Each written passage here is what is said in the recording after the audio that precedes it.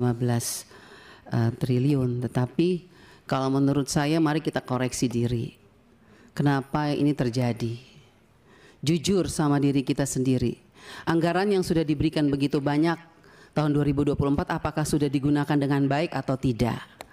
Jangan kalau dikurangin kita sedih, tapi waktu dikasih banyak kita tidak menggunakannya dengan baik. Kenapa saya mengatakan tidak melakukannya dengan baik?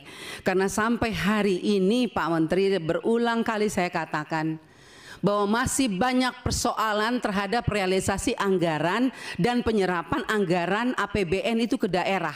Baik transfer daerah, itu banyak persoalan. Mau masalah guru, sampai sekarang guru P3K yang sudah lolos P3K sampai sekarang belum dikasih SK.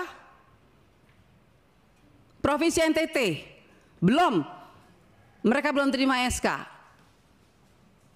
Kedua, guru-guru daerah terpencil masih banyak yang belum terima juga tunjangannya. Ketiga, banyak bangunan-bangunan sekolah yang masih terbengkalai padahal dari 2021 anggarannya. Saya kasih contoh, di Kabupaten Kupang ada 17 sekolah bangunan yang dari 2001 sampai sekarang tidak terselesaikan.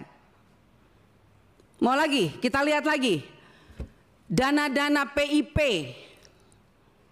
Nah, makanya kemarin saya mengatakan bahwa kalau KPK memberikan rekomendasi kepada Kemendikbud, harusnya Kemendikbud sadar. Karena apa, kami ini Dewan, kami sudah bilang setiap rapat banyak persoalan, lakukan pengawasan, laporkan kepada kami. Tapi kami tidak pernah didengar, ya kan? Akhirnya sekarang KPK memberikan rekomendasi, baru seakan-akan Kemendikbud kayak kebakaran jenggot. Bahkan kami anggota pemangku kepentingan mau diatur sama Kemendikbud untuk melakukan verifikasi oleh dinas. Loh, Anda sebagai kementerian mau nggak dilakukan verifikasi sama dinas? Jangan suruh dinas, jangan suruh apa yang kita usulkan harus dilakukan verifikasi oleh dinas. Kita ini lembaga tinggi negara, wakil rakyat. Kita yang menentukan anggaran di Indonesia ini. Bagaimana kepala dinas bisa memverifikasi data yang kita berikan? Anda sebagai kepala kementerian mau nggak diverifikasi sama dinas? Bapak Ibu ini kan orang-orang pintar setahunya saya di Kemendikbud. Orang-orang berpendidikan. Kok bisa salah mengambil kebijakan? Bu Sekjen, Anda mengeluarkan Persekjen yang dimana poin nomor 3 dikatakan bahwa data yang direkomendasikan sebagaimana dimaksud pada huruf B diverifikasi oleh Dinas Pendidikan. Loh, kita ini pemangku kepentingan usulkan itu dari Dapodik sekolah. Dapodik itu harusnya kan, makanya tadi Pak Andre bilang operator sekolah itu diperhatikan karena semua itu dari operator sekolah. Kepala sekolah aja kadang-kadang tidak tahu apa yang terjadi dilakukan oleh operator sekolah. Dinas Pendidikan juga nggak tahu. Nah, kementerian juga, jadi kalau mau lakukan verifikasi, harusnya kementerian melakukan verifikasi terhadap dinas, dinas lakukan verifikasi terhadap kepala sekolah, hasil verifikasi itu baru diberikan kepada kami. Itu jangan dibolak-balik. Bahkan saya minta Bapak Ibu pimpinan, kita ambilkan rekomendasi kepada KPK, periksa APBN yang ada di Kemendikbud. Karena ini banyak persoalan, PIP, KIP, dana BOS. Banyak hancur ini. Tolong Ibu, saya minta Pak Pimpinan, kita berikan rekomendasi kepada KPK, periksa dari 2021, 2022, 2023. Nggak usah tambah anggaran kalau memang banyak korupsi, uang negara habis, bukan untuk rakyat. Saya marah Pak Menteri untuk sekian kalinya. Karena memang ini kenyataannya di lapangan. Jangan dong kita dibikin seperti anak kecil. Kok apa yang diusulkan kita mesti diverifikasi oleh Dinas Pendidikan? Anda mau nggak sebagai menteri diverifikasi oleh Dikbud, oleh dinas? Jangan aneh-aneh lah. Kalian tuh dipilih oleh presiden, harusnya berikanlah yang terbaik untuk rakyat.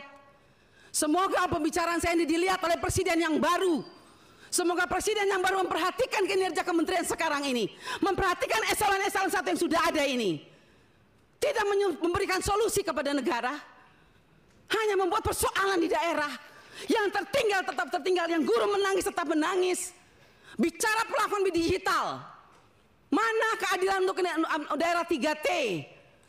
Enak daerah-daerah yang sudah ada internetnya diberikan terus, tapi kita yang daerah 3T yang tidak ada internetnya dibiarkan begitu saja. Mana keadilan sosial bagi seluruh rakyat Indonesia, Pak Menteri? Saya sangat kecewa. Kita sudah mau habis masa jabatan, Anda mungkin sebentar lagi habis, atau Anda lanjut, saya tidak tahu. Tapi saya puji Tuhan, Tuhan dan rakyat masih memilih saya kembali. Dan sampai ini, apapun yang terjadi, kita yang terpilih kembali, kita akan tetap memperjuangkan keadilan dan kebenaran untuk kemajuan anak negeri kita. Bukan untuk kita anggota dewan, bukan. Jadi jangan aneh-aneh punya pikiran negatif terhadap wakil rakyat. Semua data-data yang kita pilih itu adanya di Dapodik sekolah. Perhatikan dong operator sekolah, perhatikan kepala sekolah, perhatikan dinas. Jangan hanya urus yang besar-besar triliunan, tapi begitu sampai di bawah tidak pernah diperhatikan. Omong kosong semua ini. Saya setuju KPK memberikan rekomendasi. Bila perlu kita berikan rekomendasi kepada KPK, periksa Kemendikbud. Biar kita lihat siapa yang bobrok, siapa yang mencintai negeri ini sebetulnya. Wakil rakyatkah atau mereka? Jangan begitu dong. Bikin Persesjen memalukan, Bu Sekjen.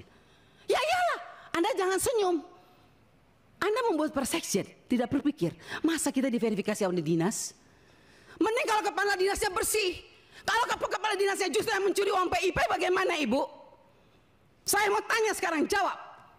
Apa Anda pikir semua kepala dinas bersih? Oh tidak. Mari kita buktikan. Mau kita turun, kita buktikan, kita tanya jangan sama kepala dinas. Tanya sama penerima PIP. Itu baru bisa dapat jawabannya. Kalau Anda hanya turun-turun hanya di dinas, semua jawabannya bagus. Tapi coba turun ke rakyat. Turun ke penerima orang tua. Kalau nggak lihat itu orang tua punya air mata. Omong kosong. Nama ada, SK ada, uang nol. Sampai hari ini. Baik. Jadi kalau kita mau bicara soal anggaran, Pak, jangan ditambah. Tuhan juga tidak ingin semua uang negara ini hilang. Saya yakin dan percaya sampai ini anggaran turun. Karena Tuhan itu lihat air mata orang miskin. Jadi kalau anggaran turun jangan marah. Mungkin inilah kehendak Tuhan supaya kita koreksi diri. Stop dan bertobat. Kalau mau lihat bangsa ini baik dan lebih maju.